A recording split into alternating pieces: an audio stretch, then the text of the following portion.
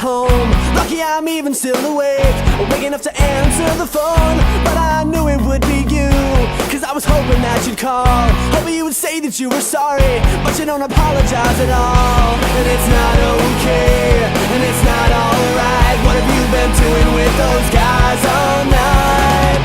If they're really just friends, why wouldn't you choose me over them? Please don't do this again. Try to give the space and each end up walking all over me. Please don't do this to me. Oh no, please don't do this to me.